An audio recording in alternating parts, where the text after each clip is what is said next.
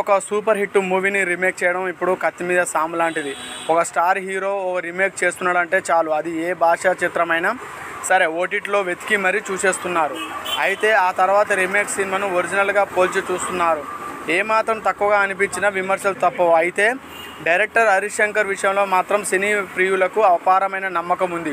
ఆయన ఎందుకంటే ఇంతకుముందు గబ్బర్ సింగ్ లాంటి మూవీ బ్లాక్ బస్టర్ తీశాడు కాబట్టి, సో ఆయన నుంచి ఒక రీమేక్ సినిమా వస్తుందంటే ఖచ్చితంగా ఒరిజినల్కి మించిన చిత్రాన్ని ఉంటుందని గట్టి నమ్మకం హరీష్ శంకర్ మీద.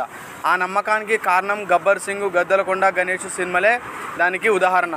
ఒరిజినల్ను ఉన్నట్లుగా తీయకుండా మార్పులు చేర్పులు చేసి మసాలా అద్ది సినిమా రూపురేఖలు మార్చేశాడు. అందుకే హరీష్ శంకర్ గారు ద బెస్ట్ అంటారు. అందుకే ఈ రెండు సూపర్ హిట్లుగా నిలిచాయని చెప్పొచ్చు.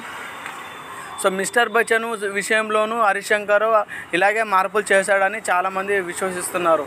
ఆశించిన ఛాయతో ఆకట్టుకోలేకపోయినా అజయ్ దేవగన్ రైడ్ మూవీ సారాన్ని మాత్రమే తీసుకొని దాని చుట్టూ కామెడీ రొమాంటిక్ సీన్లు అల్లుకొని మిస్టర్ బచ్చన్ను తెరకించాడు హరీష్ శంకర్. అయితే ఫన్ కోసం యాడ్ చేసిన కొన్ని సీన్లు నవ్వించకపోగా అక్కడక్కడ అవసరమైనట్లుగా కథనం సాగుతుంది. ముఖ్యంగా అన్నపూర్ణమ్మ ఎపిసోడ్ చమ్మక్ చంద్రతో వచ్చే సీన్లు ఓహో మనం ఇక్కడ నవ్వలేమో అని అనిపిస్తుంది. సినిమా మొత్తం చూస్తే లవ్, కామెడీ, యాక్షన్ అని సమపాలల్లో ఉంటాయి. అయితే అవి కథకు అనుగుణంగా కాకుండా ఇరికిచ్చినట్లుగా అనిపిస్తుంది. అయితే బోరు కొడుతున్నట్లుగా అనిపించిన ప్రతిసారి భాగ్యశ్రీ తెరపై చూపించి ప్రేక్షకులను మైండ్ డైవర్ట్ చేసి ప్రయత్నం చేశాడు హరీష్ శంకర్. అందులో మాత్రం హరీష్ సక్సెస్ అయ్యాడనే చెప్పొచ్చు. భాగ్యశ్రీ అందాలను తెరపైకి ఎంతవరకు చూపించాలో, ఎలా చూపిస్తే ప్రేక్షకులు ఎంటర్టైన్ చేస్తారో అది బాగా చూపించాడు హరీష్ శంకర్. ఇంకా తన గత సినిమాల మాదిరిగానే పాటల విషయంలో తన మార్కును చూపించాడు మిక్కీ జేఎంఆర్. సో మంచి సంగీతాన్ని రాబట్టాడు. ఒక భారీ యాక్షన్ సీన్తో కథ ప్రారంభమవుతుంది. ఆ తర్వాత వెంటనే కామెడీ జోన్లోకి వెళ్తుంది. రవితేజ పాత్రకు బచ్చన్ అనే పేరు పెట్టడం వెనుక ఉన్న స్టోరీ, జిక్కీతో ప్రేమయానం, రొమాంటిక్ పాటలు, సత్య కామెడీతో పాటు ఫస్ట్ హాఫ్ సరదాగా సాగిపోతుంది. ఇంకా ఇంటర్వెల్ సీన్లతో అసలు కథ ప్రారంభం అవుతుంది. ఇంకా సెకండ్ హాఫ్ మొత్తం విలన్ ఇంట్లో హీరో చేసే రైడ్ చుట్టే కథనం సాగుతుంది. అయితే ఇన్కమ్ ట్యాక్స్ అధికారులు చేసే తనిఖీలు కానీ ఈ క్రమంలో వచ్చే సన్నివేశాలన్నీ సినిమాటిక్గా ఉంటాయని చెప్పొచ్చు. సో తప్పితే ఎక్కడ కూడా వాస్తవానికి దగ్గరగా సినిమా కనిపించాడు. పోనీ కామెడీ అయినా వర్కౌట్ అయిందంటే అది కూడా దగ్గర కాలేదు. ఒక రేంజ్లో ఎలివేషన్ ఇచ్చి మధ్యలో కామెడియన్కి ఎక్కువ, విలన్కి తక్కువ ఉన్నట్టుగా చూపించారు. విలనిజాన్ని పండించడంలో శంకర్ పూర్తిగా విఫలమయ్యాడనే చెప్పొచ్చు. జగపతి బాబు పాత్రను మరింత బలంగా తీర్చిదిద్దితే బాగుండేది అనిపిస్తుంది.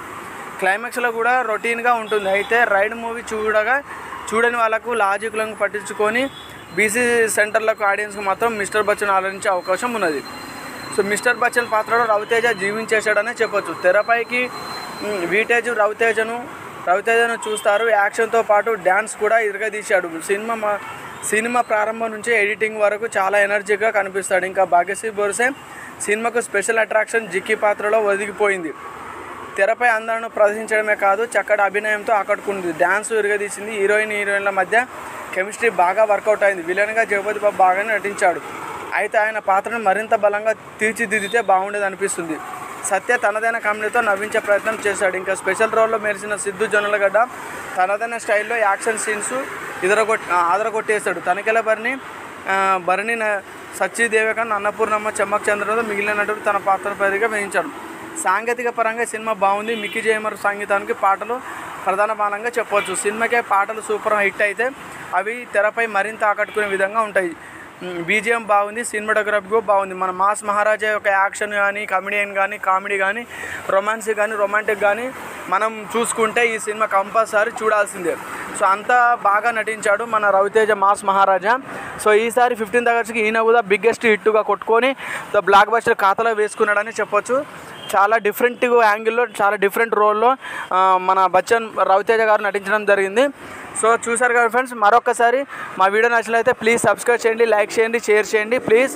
సో మీ అందరికీ మళ్ళీ ఒక్కసారి happy independence day. Thank you friends. Thank you.